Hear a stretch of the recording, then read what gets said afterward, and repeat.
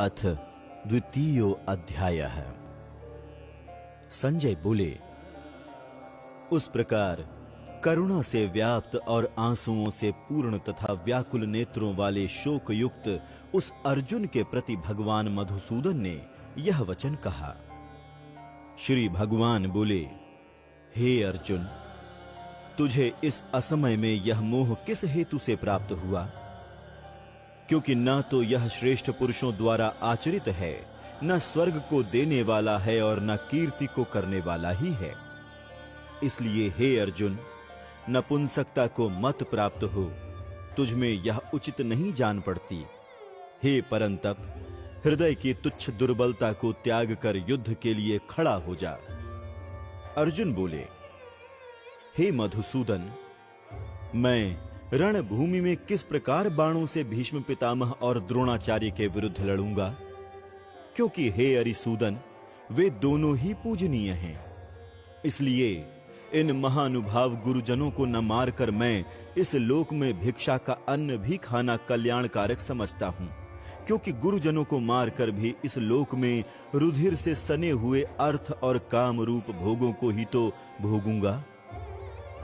हम यह भी नहीं जानते कि हमारे लिए युद्ध करना और ना करना, इन दोनों में से कौन सा श्रेष्ठ है। अथवा यह भी नहीं जानते कि उन्हें हम जीतेंगे या हमको वो जीतेंगे, और जिनको मारकर हम जीना भी नहीं चाहते, वे ही हमारे आत्मीय धृतराष्ट्र के पुत्र हमारे मुकाबले में खड़े हैं। इसलिए कायरता रूप दोष से उपहत हुए स्वभाव वाला तथा धर्म के विषय में मोहित चित्त हुआ मैं आपसे पूछता हूं कि जो साधन निश्चित कल्याण कारक हो वह मेरे लिए कहिए, क्योंकि मैं आपका शिष्य हूं। इसलिए आपके शरण हुए मुझको शिक्षा दीजिए। क्योंकि भूमि में निष्कंटक धन धान्य संपन्न राज्य को और देवताओं के स्वामी पने को प्राप्त होकर मैं उस उपाय को नहीं देखता हूं जो मेरी इंद्रियों के सुखाने वाले शोक को दूर कर सके। संजय बोले, हे राजन, निद्रा को जीतने वाले अर्जुन अंतर्यामी श्री कृष्ण महाराज के प्रति इस प्रकार कहकर फिर श्री गोविंद भगवान से युद्ध नहीं करूंगा यह स्पष्ट कहकर चुप हो गए। हे भरतवंशी धृतराष्ट्र, अंतर्यामी श्री कृष्ण महाराज दोनों सेनाओं के बीच में शोक करते हुए उस अर्जुन को हंसते हुए से यह वचन बोले। श्री भगवान बोले, हे अर्जुन, तू न शोक करने योग्य मनुष्यों के लिए शोक करता है और पंडितों के से वचनों को कहता है, परंतु जिनके प्राण चले गए हैं उनके लिए और जिनके प्राण नहीं गए हैं उनके लिए भी पंडित जन शोक नहीं करते। न तो ऐसा ही है कि मैं किसी काल में नहीं था, तू नहीं था अथवा ये राजा लोग नहीं थे, और न ऐसा ही है कि इससे आगे हम सब नहीं रहेंगे। जैसे जीवात्मा की इस देह में बालकपन, जवानी और वृद्धावस्था होती है, वैसे ही अन्य शरीर की प्राप्ति होती है। उस विषय में धीर पुरुष मोहित नहीं होता। हे कुंती पुत्र, सर्दी गर्मी और सुख दुख को देने वाले इंद्रिय और विषयों के संयोग तो उत्पत्ति विनाशशील और अनित्य हैं। इसलिए हे भारत, उनको तू सहन कर, क्योंकि हे पुरुष श्रेष्ठ, दुख सुख को समान समझने वाले जिस धीर पुरुष को ये इंद्रिय और विषयों के संयोग व्याकुल नहीं करते, वह मोक्ष के योग्य होता है। असत वस्तु की तो सत्ता नहीं है और सत का अभाव नहीं है। इस प्रकार इन दोनों का ही तत्वज्ञानी पुरुषों द्वारा देखा गया है। नाश रहित तो तू उसको जान जिससे यह संपूर्ण जगत दृश्य वर्ग व्याप्त है। इस अविनाशी का विनाश करने में कोई भी समर्थ नहीं है।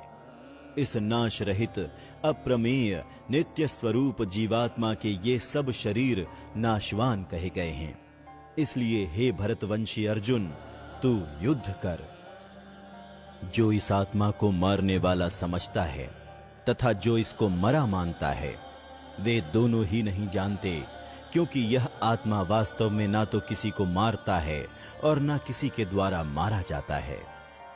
यह आत्मा किसी काल में भी न तो जन्मता है और न मरता ही है, तथा न यह उत्पन्न होकर फिर होने वाला ही है, क्योंकि यह अजन्मा, नित्य, सनातन और पुरातन है। शरीर के मारे जाने पर भी यह नहीं मारा जाता। हे पृथा पुत्र अर्जुन, जो पुरुष इस आत्मा को नाश रहित, नित्य, अजन्मा और अव्यय जानता है, वह पुरुष कैसे किसको मरवाता है और कैसे किसको मारता है। जैसे मनुष्य पुराने वस्त्रों को त्याग कर दूसरे नए वस्त्रों को ग्रहण करता है, वैसे ही जीवात्मा पुराने शरीरों को त्याग कर दूसरे नए शरीरों को प्राप्त होता है। इस आत्मा को शस्त्र नहीं काट सकते, इसको आग नहीं जला सकती, इसको जल नहीं गला सकता और वायु नहीं सुखा सकता, क्योंकि यह आत्मा अच्छेद्य है।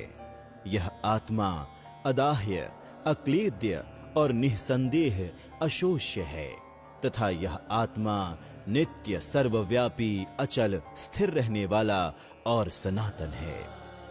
यह आत्मा अव्यक्त है, यह आत्मा अचिंत्य है और यह आत्मा विकार रहित कहा जाता है। इससे हे अर्जुन, इस आत्मा को जैसा मैंने पहले बताया उस प्रकार से जानकर तू शोक करने को योग्य नहीं है, अर्थात तुझे शोक करना उचित नहीं है। किंतु यदि तू इस आत्मा को सदा जन्मने वाला तथा सदा मरने वाला मानता हो, तो भी हे महाबाहो, तू इस प्रकार शोक करने को योग्य नहीं है, क्योंकि इस मान्यता के अनुसार जन्मे हुए की मृत्यु निश्चित है और मरे हुए का जन्म निश्चित है। इससे भी इस बिना उपाय वाले विषय में तू शोक करने को योग्य नहीं है, क्योंकि इस मान्यता के अनुसार जन्मे हुए की मृत्यु निश्चित है और मरे हुए का जन्म निश्चित है। इससे भी इस बिना उपाय वाले विषय में तू शोक करने को योग्य नहीं है। हे अर्जुन, संपूर्ण प्राणी जन्म से पहले अप्रकट थे और मरने के बाद भी अप्रकट हो जाने वाले हैं, केवल बीच में ही प्रकट हैं। फिर ऐसी स्थिति में क्या शोक करना?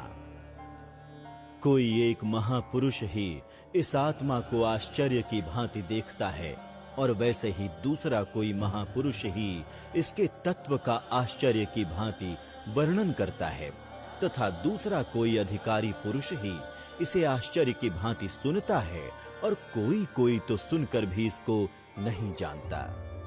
हे अर्जुन, यह आत्मा सबके शरीरों में सदा ही अवध्य है। इस कारण संपूर्ण प्राणियों के लिए तू शोक करने के योग्य नहीं है, तथा अपने धर्म को देखकर भी तू भय करने योग्य नहीं है, अर्थात तुझे भय नहीं करना चाहिए, क्योंकि क्षत्रिय के लिए धर्मयुक्त युद्ध से बढ़कर दूसरा कोई कल्याणकारी कर्तव्य नहीं है। हे पार्थ, अपने आप प्राप्त हुए और खुले हुए स्वर्ग के द्वार रूप इस प्रकार के युद्ध को भाग्यवान क्षत्रिय लोग ही पाते हैं। किंतु यदि तू इस धर्मयुक्त युद्ध को नहीं करेगा तो स्वधर्म और कीर्ति को खोकर पाप को प्राप्त होगा, तथा सब लोग तेरी बहुत काल तक रहने वाली अपकीर्ति का भी कथन करेंगे, और माननीय पुरुष के लिए अपकीर्ति मरण से भी बढ़कर है। और जिनकी दृष्टि में तू पहले बहुत सम्मानित होकर अब लघुता को प्राप्त होगा, वे महारथी लोग तुझे भय के कारण युद्ध से हटा हुआ मानेंगे। तेरे वैरी लोग तेरे सामर्थ्य की निंदा करते हुए तुझे बहुत से ना कहने योग्य वचन भी कहेंगे। उससे अधिक दुख और क्या होगा? या तो तू युद्ध में मारा जाकर स्वर्ग को प्राप्त होगा, अथवा संग्राम में जीतकर पृथ्वी का राज्य भोगेगा। इस कारण हे अर्जुन, तू युद्ध के लिए निश्चय करके खड़ा हो जा। जय पराजय लाभ हानि और सुख दुख को समान समझकर उसके बाद युद्ध के लिए तैयार हो जा। इस प्रकार युद्ध करने से तू पाप को नहीं प्राप्त होगा। हे पार्थ, यह बुद्धि तेरे लिए ज्ञान योग के विषय में कही गई और अब तू इसको कर्म योग के विषय में सुन। जिस बुद्धि से युक्त हुआ तू कर्मों के बंधन को भली भांति त्याग देगा, अर्थात सर्वथा नष्ट कर डालेगा। इस कर्म योग में आरंभ का अर्थात बीज का नाश नहीं है और उल्टा फल रूप दोष भी नहीं है, बल्कि इस कर्म योग रूप धर्म का थोड़ा सा भी साधन जन्म मृत्यु रूप महान भय से रक्षा कर लेता है। हे अर्जुन, इस कर्म योग में निश्चयात्मिका बुद्धि एक ही होती है, किंतु अस्थिर विचार वाले विवेकहीन सकाम मनुष्यों की बुद्धियां निश्चय ही बहुत भेदों वाली और अनंत होती हैं। हे अर्जुन, जो भोगों में तन्मय हो रहे हैं, जो कर्म फल के प्रशंसक वेद वाक्यों में ही प्रीति रखते हैं, जिनकी बुद्धि में स्वर्ग ही परम प्राप्य वस्तु है और जो स्वर्ग से बढ़कर दूसरी कोई वस्तु ही नहीं है, ऐसा कहने वाले हैं, वे अविवेकी जन इस प्रकार की जिस पुष्पित अर्थात दिखाऊ शोभायुक्त वाणी को कहा करते हैं, जो कि जन्म रूप कर्म फल देने वाली एवं भोग तथा ऐश्वर्य की प्राप्ति के लिए नाना प्रकार की बहुत सी क्रियाओं का वर्णन करने वाली है, उस वाणी द्वारा जिनका चित्त हर लिया गया है, जो भोग और ऐश्वर्य में अत्यंत आसक्त हैं, उन पुरुषों की परमात्मा में निश्चयात्मिका बुद्धि नहीं होती। हे अर्जुन, वेद पहले बताए गए प्रकार से तीनों गुणों के कार्य रूप समस्त भोगों एवं उनके साधनों का प्रतिपादन करने वाले हैं। इसलिए तू उन भोगों एवं उनके साधनों में आसक्तिहीन, हर्ष शोक आदि द्वंद्वों से रहित नित्य वस्तु परमात्मा में स्थित योग क्षेम को न चाहने वाला और स्वाधीन अंतःकरण वाला हो। सब ओर से परिपूर्ण जलाशय के प्राप्त हो जाने पर छोटे जलाशय में मनुष्य का जितना प्रयोजन होता है, ब्रह्म को तत्व से जानने वाले ब्राह्मण का समस्त वेदों में उतना ही प्रयोजन रह जाता है। तेरा कर्म करने में ही अधिकार है, उसके फलों में कभी नहीं। इसलिए तू कर्मों के फल का हेतु मत हो तथा तेरी कर्म न करने में भी आसक्ति न हो। हे धनंजय, तू आसक्ति को त्याग कर तथा सिद्धि और असिद्धि में समान बुद्धि वाला होकर योग में स्थित हुआ कर्तव्य कर्मों को कर, समत्व ही योग कहलाता है। इस समत्व रूप बुद्धि योग से सकाम कर्म अत्यंत ही निम्न श्रेणी का है। इसलिए हे धनंजय, तू सम बुद्धि में ही रक्षा का उपाय ढूंढ, अर्थात बुद्धि योग का ही आश्रय ग्रहण कर।